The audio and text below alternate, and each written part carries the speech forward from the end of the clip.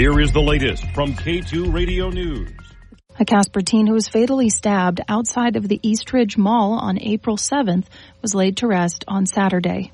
The funeral was held at Highland Park Community Church nearly 2 weeks after Bobby Mauer's death. Many attendees wore blue because that was Bobby's favorite color.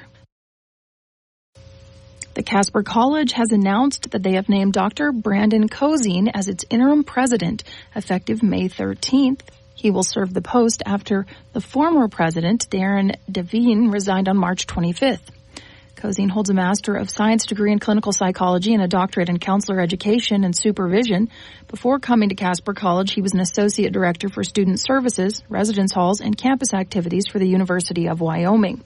After 3 years as a psychology instructor at the college, he was named Dean of the School of Social and Behavioral Sciences in 2015. In 2018, he was named the Vice President of Academic Affairs for the college. Board of Trustees member Steve Degenfelder spoke highly of him, saying that he is a proven leader dedicated to academic excellence and committed to fostering a supportive campus environment. The Board of Trustees is currently in the process of choosing a presidential search consultant. Average gas prices in the Cowboy State remain unchanged in the last week, averaging $3.30 a gallon today. That's according to Gas Buddy. They took a survey of 494 stations in Wyoming. The national average is up 4 cents, averaging $3.64 a gallon today. Lead petroleum analyst Patrick DeHaan says that the nationwide changeover to summer gas is now behind us. However, it may take time for the largest pain point to be over. That's refinery maintenance. So the next few weeks should see many refineries wrapping up their work. Gasoline output should rise, putting downward pressure on gas prices soon. At tomorrow's City Council meeting, members will need to decide whether or not to move forward with a proposal to turn several historic sites in Natrona County into a National Heritage Area. A National Heritage Area differs from a national park because it has no formal entrance gates, park fees, or rangers. There is no on-site management, authority, or responsibility other than the local communities within. These areas are rich in history, including train depots, river crossings, military fortifications, tombstones, local museums, interpretive displays, and original in-place artifacts that preserve history. Earlier this year, the Natrona County Commissioners approved a feasibility study that was put together by a national parks team that's dedicated to these efforts to bring national distinction to these historic sites.